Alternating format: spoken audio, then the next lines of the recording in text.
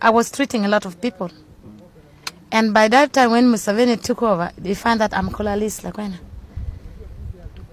And I met the government. By the time I prophet, the spirit prophet to them that if they go in Gulu, Kidgum, Old via Northerner, and West Nile, they will find no war. In 1985, Alice Awuma was running a business in Opit in Gulu, selling fish and flour. But life changed after she was possessed by the spirit of LAKWENA, as Awuma's youngest brother recalls.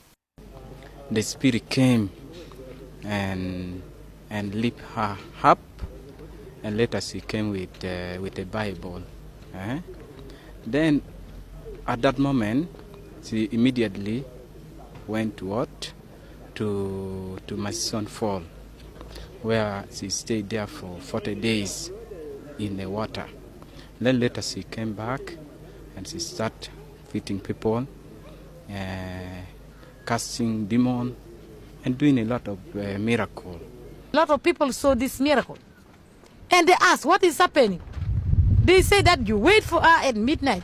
Some people got her healing touch. The first miracle, even me personally, because I was not even able to talk, but at the moment I can speak well. That's the first miracle. The second miracle, I was having my sister, who is also a deaf, she cannot hear, but she worked on her and she's even hearing well at the moment.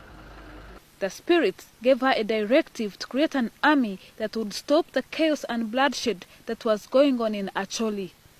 At that time, remnant soldiers of the former government had reorganized themselves to form the Uganda People's Democratic Army and were fighting with Yoweri Museveni's National Resistance Army. The other directive was to take over the capital, Kampala. In 1987, Awuma, still under the spell of LAKWENA, led the Holy Spirit movement, an army of about 10,000 fighters out of Acholi, and they marched towards Kampala. Face to face with the enemy, the bullets did not bounce off their bodies as LAKWENA had promised, nor did the stones explode into grenades after throwing them. She was defeated at Magamaga in November of 1987 on the Jinja-Iganga Highway. Awuma fled to Kenya on a bicycle. She settled in a refugee camp in Kenya, and it is here that she died, bitter with many, among them President Museveni, who she claimed to have written to several letters pleading to be allowed to return home in vain. I've written to him saying that a lot of people is dying with a disease. I must go and serve them. Only that there is no response from him. I don't fear. I have no fear. However, LAKWENA demanded a house in Kampala and 100 million shillings before she could return. She wasn't really grateful to her hosts either. Because if they wrote to me they don't want to see me here, I wouldn't have waste my time. It's the government of Kenya who deceived me to come here, and they dropped me here as they see me. You can see me here in the bush. Some people believe that LAKWENA was insane, but a clinical psychiatrist who was part of the Ugandan delegation that visited her in 1999 concluded that she was sane, seemed intelligent, manipulative, and responsible for her actions, but suffered delusions of grandeur and was obsessed with sex. Even in death, controversy followed her. Her body took long to arrive in Uganda, and when it did 2 weeks after her death, there was drama at Entebbe Airport as security fought off people who wanted to see her body. Don't open. We are not opening. Journalists were closed out and had to go on rooftops to take pictures. Under heavy security, her body was taken to medical school Mulago for treatment. Journalists had to rise to Mulago Hospital and wait for hours before they could take pictures. It later emerged that her body had not been embalmed at Lee Funeral Home in Nairobi, where it lay for 3 days.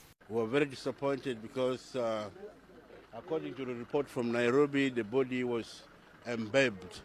But to our surprise, when we opened it, we found that there was only post-mortem done, but the body was not embalmed at all. So Mulago Medical School had to start all over again. Her body arrived in her hometown in Gulu under heavy security, but a lukewarm welcome. The requiem mass that was earlier planned was not held. Only a handful attended the burial at her home.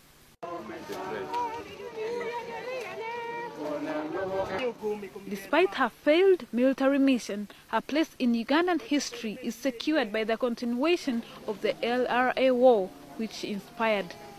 Reports show that after her defeat, her father, Severino Lukoya, took over her Holy Spirit movement before bequeathing it to Lakwena's nephew, Joseph Kony, the leader of the Lord's Resistance Army. Kony mourned her. It was sad, of course, when I heard she died, when I communicated with him.